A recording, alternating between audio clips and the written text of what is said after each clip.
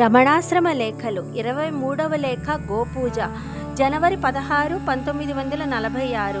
నిన్న కనుమ పండుగ కదూ. ఈ పండుగకు అన్ని ప్రాంతాలలో పశువులకు అలంకారం చేసి పొంగలి పెడతారు.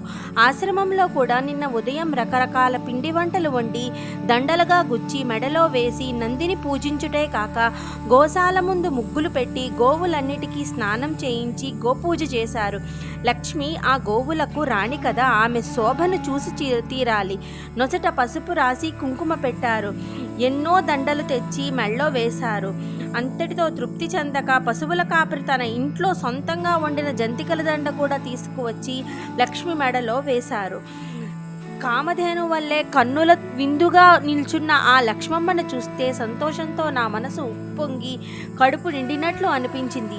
9:15కు బయటకు వెళ్ళిన భగవాన్ 10 గంటలకు గోశాలకు వచ్చారు. లక్ష్మి పక్కనే కుర్చీ మీద కూర్చుని ఆమె అలంకారం చూచి ఆనందిస్తూ ఉంటే కర్పూర హారతులిచ్చారు. కొందరు భక్తులు లక్ష్మికి ఫోటో తీస్తాము అన్నారు.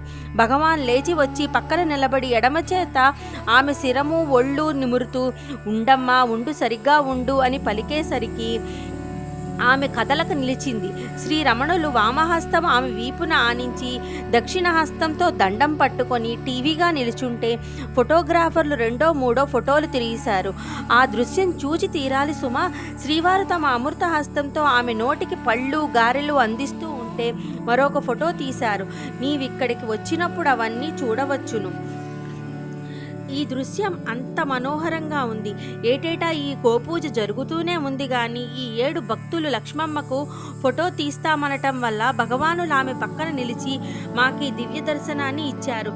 ఎంత సుదినమో, నా సంతోషం పట్టలేక నీకు రాస్తున్నాను.